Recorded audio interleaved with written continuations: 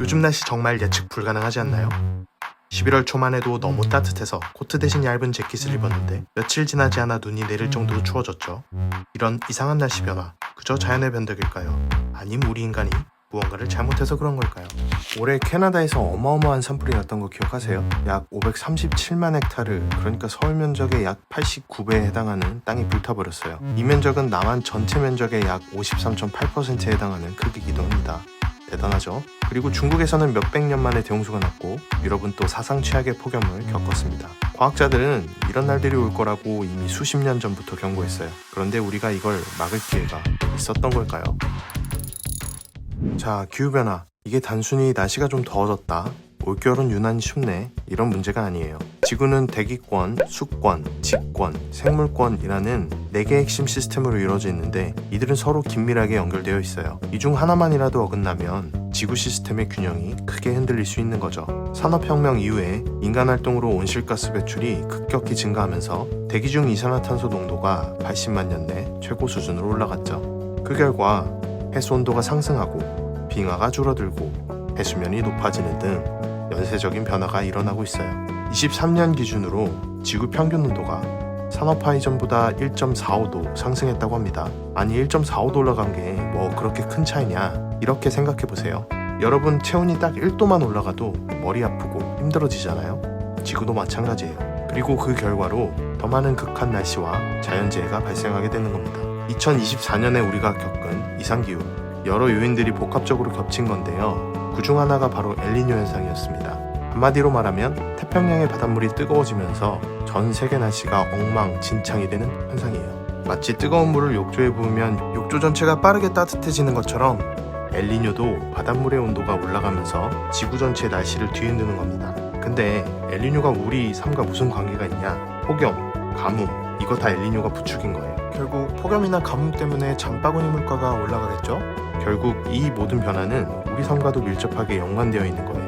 그리고 북극과 남극의 빙하 이야기도 빼놓을 수 없죠. 작년에는 해빙 면적이 역대 최저를 기록했어요. 빙하는 태양에너지의 50에서 90%를 반사해서 극지방의 온도를 조절하는 중요한 역할을 합니다. 뿐만 아니라 빙하가 녹으면 바닷물 높아진 건 당연하고 해양 생태계에도 엄청난 영향을 줘요. 특히 산호초, 바다 생물들이 북적북적거리며 사는 인간으로 치면 아파트 같은 곳이죠. 산호초가 죽으면 거기에 의존하던 생물들이 전부 타격받는 거예요. 이게 끝이 아니에요. 해양 생물뿐만 아니라 다른 생태계와 우리 인간에게도 영향을 미치죠. 해양 생태계가 망가지면 어업산업이 타격을 받고 그로 인해 생계를 잃어버린 사람들이 늘어납니다. 지구 온도가 3에서 4도씩 상승하면 약 50개국에서 어획이 가능한 물고기가 30% 이상 줄어들 거라고 합니다. 여러분들 생선, 전복, 낙지, 새우 이런 해산물도 좋아하죠. 우리도 마트에서 해산물 살 때 매우 부담스러워질 겁니다. 2023년 기준으로 전 세계 에너지 소비의 81.5%가 여전히 화석연료에 의존하고 있다고 합니다. 산업화 이후 화석연료는 우리 발전의 원동력이 되었고 자동차, 전기, 난방 등 대부분의 에너지가 화석연료에 기반하고 있습니다. 하지만 화석연료는 단순한 에너지원으로만 쓰이는 게 아니에요. 석유는 다양한 제품의 원료로도 쓰이는데 대표적인 게 바로 플라스틱이에요. 플라스틱은 가전제품, 포장재, 거의 모든 분야에서 쓰이고 있죠. 그리고 혹시 바셀린도 석유에서 나온다는 사실 알고 계셨나요? 바셀린은 화장품부터 의약품까지 다양한 용도로 우리 생활에 자리 잡고 있어요. 화석연료를 계속 사용하면서 온실가스가 배출되고 이게 바로 기후변화를 악화시키는 주요 원인이 되고 있는 거죠. 온실가스는 마치 자동차 유리창처럼 태양빛은 통과시키지만 내부의 열은 빠져나가지 못하고 갇히게 만드는 역할을 해요. 그 결과 지구도 마치 에어컨 없는 차 안처럼 점점 더 뜨거워지고 있는 겁니다. 이렇게 화석연료에 계속 의존하다 보면 기온도 오르고 폭염 같은 이상기후도 더 자주 겪게 될 거예요. 기후변화 문제를 다루기 위한 대표적인 회의 중 하나가 Conference of Parties라고 약자로 COP예요. COP는 UN 기후변화협약 당사국 총회라는 뜻인데 전 세계 각국이 모여서 기후변화 대응 방안을 논의하는 자리죠. 그런데 최근 몇 년간 COP 회의에서 개최국들은 화석연료 사용을 줄이기보다는 오히려 생산을 늘리겠다는 계획을 발표하기도 했어요. 이걸 듣고 있으면 마치 금연 캠프에서 더 많은 담배를 피우겠다고 선언하는 것 같은 상황이죠.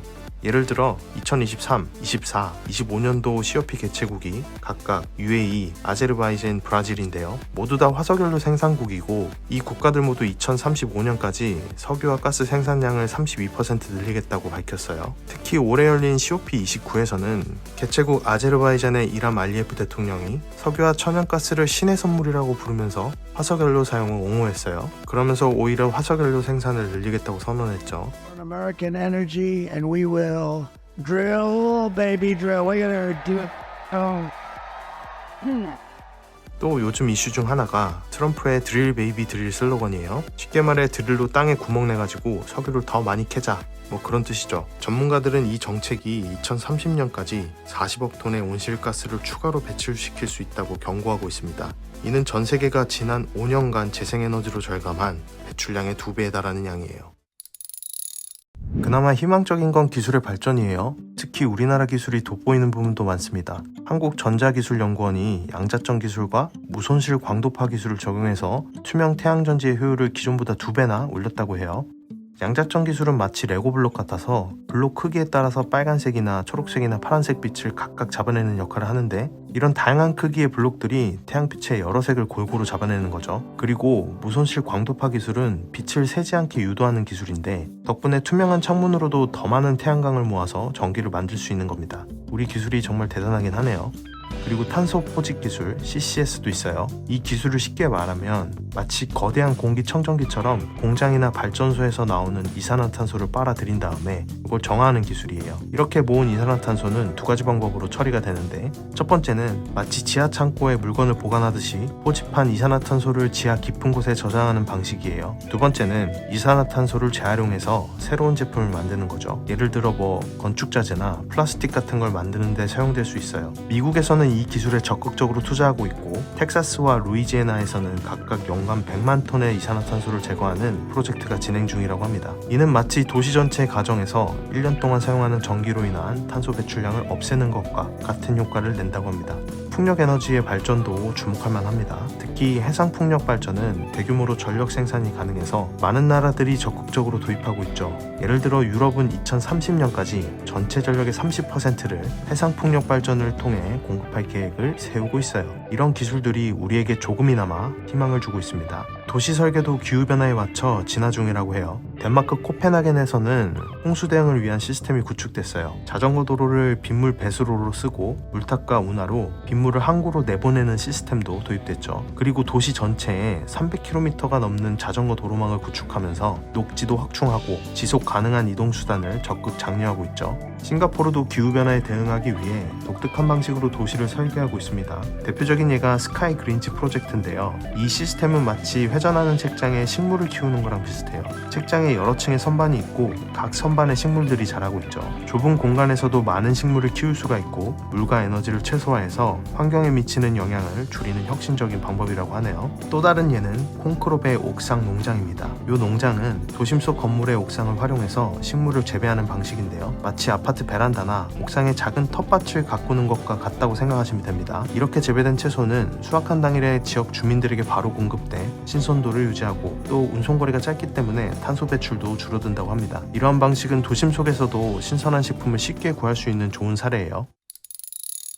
또 하나 고무적인 건 대중의 인식 변화예요. 2019년 9월에는 180여 개 국가에서 700만 명이 참여한 기후행진이라는 게 있었대요. 이는 기후위기에 대한 경각심을 높이고 과감한 대책 마련을 촉구하는 큰 움직임이었는데요. 이러한 변화는 기업의 행동에도 큰 영향을 주고 있어요. 예를 들어 애플은 2030년까지 제품과 공급망 전반에서 탄소 중립을 달성하겠다고 선언했고, 마이크로소프트는 2030년까지 탄소 네거티브, 즉 배출하는 탄소보다 더 많은 탄소를 제거해서 환경에 기여하겠다고 목표를 세웠어요. 이런 글로벌 기업들의 변화는 대중의 요구와 압력에서 비롯된 거죠. 그리고 그거 아세요? 요즘 플라스틱 음료병에 포장지가 없는 상품들 많잖아요. 음료업계는 플라스틱 사용을 줄이기 위해 무라벨 제품을 도입하고 있다고 합니다. 이러한 무라벨 제품은 소비자들의 가치 소비 트렌드와 맞물려서 큰 인기를 얻고 있고요. 출시 3년 만에 이 무라벨 생수가 전체 생수 판매량의 절반을 차지하면서 대세 제품으로 자리 잡았다고 합니다.